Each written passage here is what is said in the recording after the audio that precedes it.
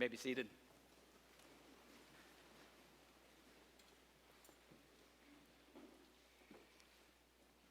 Well, back in August, the Calvary staff participated in a visioning workshop together. I'd gotten to know Kat Gordon on a diocesan board and learned that she did this kind of thing from time to time. Some of you know Kat as the brilliance behind Muddy's Bake Shop here in Memphis, and will understand that what really caught my attention was that snacks were part of the package. My previous attempt at staff development had been an Enneagram workshop at St. Columba, led by a very intense yoga instructor who, at one point in the day, likened personal transformation to the cooking of a chicken. And in this universe, he said, you cannot uncook a chicken. It was a vivid, if not overly helpful, takeaway. And by the end of this very awkward and uncomfortable day, we were pretty much cooked. Mercifully, thanks to a little good humor and the extension of some Christian forgiveness on the part of the staff, we actually did get uncooked somehow, however. But Muddy seemed like my best shot at redemption. We met at the bakery over on Broad Avenue where Kat's team makes the magic that gets distributed to the retail shops around town. And after coffee and the first round of those promised snacks, we toured the bakery and then sat down to learn about this visioning thing. Now, the gist of visioning is to create a pretty detailed image of a scene in your life at some particular point in the future. There's some method involved, but the essence of the practice is that writing and editing a short narrative of what you would like to see happen. And Kat, as she was teaching us her method, she used a curious example of how effective visioning can be. She noted that dieting statistics are famously dismal. Almost none of us sticks to what we start. But there is one subcategory of humans who do manage to reach a dietary goal: brides. A bride often carries a very vivid image of what she wants to look like on a very particular day in her future, right? And brides are remarkably good, apparently, at sticking to a diet. Now, Kat fully appreciates that this is a hugely problematic example. She understands that it assumes a distorted and oppressively narrow definition of feminine beauty, one that is promulgated, I'd say, by a massive bridal industrial complex that makes the Pentagon looks like an Elks Lodge. Not only that, I mean, let's face it, Kat sells cupcakes for a living. But her point was that we might be able to capture the power of visioning for something more enduring than fitting into an expensive dress for a single photo shoot. Her team at Muddy's created a vision for what success would look like for a staff retreat they called Gnome Camp. Kat and her husband created one for their house, one that helps them realize that a $50,000 kitchen remodel really wasn't what would make their home the place of joy and hospitality they hoped for. You could create one for Thanksgiving dinner that might lead you to insights like, let's face it, turkey is vastly overrated as a food. Or maybe that seating Uncle Dave at the other end of the table from Cousin June will keep them from talking politics and throwing plates of stuffing at each other like they did last year, which is a shame because stuffing's actually delicious. There's power in visioning, whatever your goal or your process. There's power in holding an image of what wholeness or health or joy or justice might actually look like at some particular moment, in some particular place, in this particular world, before you figure out how to start working towards it. I wonder how you would describe the work of a prophet. Some say prophets are people who can tell us the future. They make predictions based on inside divine information and let people know what's about to happen. There are such stories in the Bible, but that might not be the essence of prophetic ministry.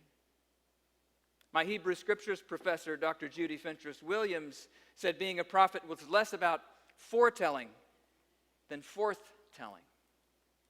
Prophet speaks the truth to the power, tells forth the present unjust reality so we can't go on living in denial about it, calls us on the carpet.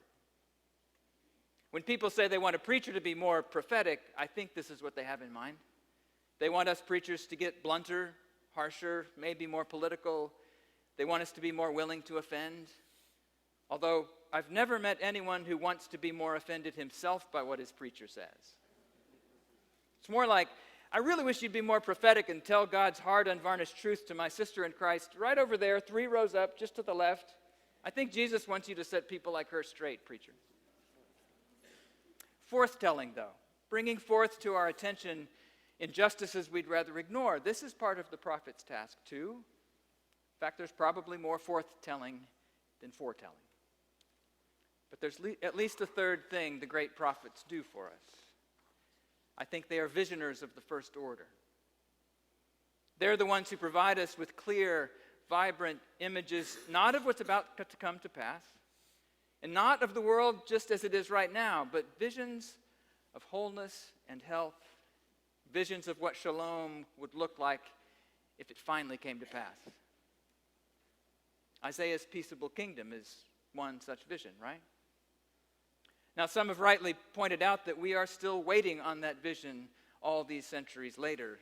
Actually, as a certain filmmaker who will remain nameless once said, the lion may lie down with the lamb, but the lamb is not going to get much sleep. So is such a vision actually useful to us? To us who still live in a world in which wolves and lambs and pretty much everyone else seems to be at violent odds? Some say this fanciful visioning is exactly the problem with religion. Too heavenly minded to be of any earthly good and all that, right? And if our visions shift us away from the present moment and into wishful thinking that anesthetizes the experience of living in the world as it is, then it's probably not functioning as prophecy is meant to function. But isn't it also true that we, and maybe especially now in our time, can barrel ahead with our lives without ever pausing to wonder what it is we're charging toward? Maybe we generally believe that the life Jesus and the prophets have called us to really does involve love for our neighbors, welcome for the stranger. Maybe we talk about abstractions like justice and mercy. But could it help to pause and flesh out a clearer vision of what a just and merciful world actually might look like? What it would look like in the actual lives of embodied human beings with ordinary needs and longings like ours. Isaiah did this. He gave us a vision of a world made whole, didn't he? And the first thing to note is, I'm sorry, Crosby, Stills, Nash, and Young, Isaiah's vision was not about getting back to the garden at all. It wasn't a return to Eden. It was a vision of Jerusalem as a city at one with itself. I will rejoice in Jerusalem and delight in my people, the prophet says on behalf of God. No more shall there be in it an infant that lives but a few days, or an old person who does not live out a lifetime. He says, they shall build houses and inhabit them. They shall plant vineyards and eat their fruit. They shall not build and another inhabit. They shall not plant and another eat. For like the days of a tree shall the days of my people be, and my chosen shall long enjoy the work of their hands. There it is. This is what we want, isn't it? For all children to live into their lives. Elders to be still vigorous and engaged in their communities. People inhabiting the houses they've built, enjoying the fruits of their own labor, not having that labor extracted by someone else or having to labor at work that has no connection with well-being. These are images of human flourishing. Before Isaiah lays out any kind of program to get us from where we are to that better world, he presents us with a vision of what wholeness looks like in the eyes of God. And this holy visioning suddenly strikes me as what our world seems so bereft of right now. There are prophets everywhere screaming about what's wrong. Where are our prophets holding up images of a world made deeply right for everyone? As you know, it's hard to ignore the brokenness of the world in downtown Memphis. I swerve through the waves of people washing across the street to 201 Poplar as I drive to my office. I see a lot of cold, hungry Memphians getting a hot meal from our kitchen here on Sunday mornings. unsheltered people bedding down on the great hall floor for room in the inn a couple times a week. The city's hurting in deep, deep ways. Hope can be hard to come by, even as Calvary responds, as Calvary has for so many years. And it can be the same for us as individuals. We can go through our seasons of pain and loss, confusion, disconnection. We can feel adrift, alone, unworthy. Fill in the blanks with your brokenness. So what I wonder here today is whether we might develop a vision of Calvary as an even fuller instance of Isaiah's peaceable kingdom in our city in the years to come. When I see all that you do as Christian ministers, I'm astonished all over again. You are people of justice and kindness. In addition to food and shelter, you give away beauty and music, as you did Friday night in that fantastic Jubilee Singers concert, which was free. You pray for the sick, welcome the stranger. I could go on.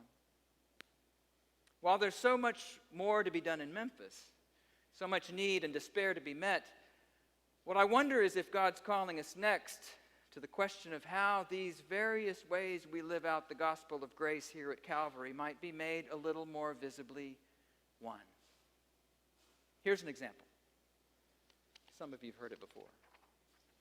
Our offices are way up on the 4th floor, you may know. About as far away as one can get from most of the people of God, behind a locked elevator, a couple more locked doors, right?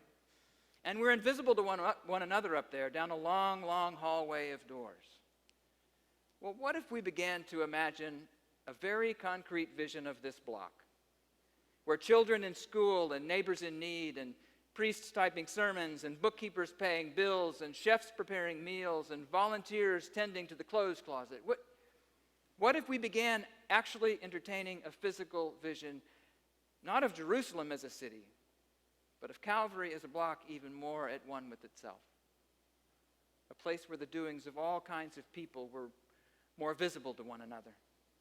A place open and accessible and available for all kinds of interactions and encounters. A block here of shalom. These may sound to you like very secular concerns, not spiritual matters for a church to take seriously, but when Isaiah presented his vision of shalom, his vision of the holy city of Jerusalem made whole, it was not of a bunch of individuals having private spiritual experiences or performing personal acts of charity. He showed us a flourishing human community. People finding shelter together in houses they'd built. The young and the old living out their days, enjoying the fruits of the good work they've been given to do. Even wolf and lamb, lion and ox, finding unexpected harmony in their common life. Such visions are not means of escape and avoidance. They're the sorts of concrete images of flourishing you and I have to carry with us if our lives are to be made anything like whole.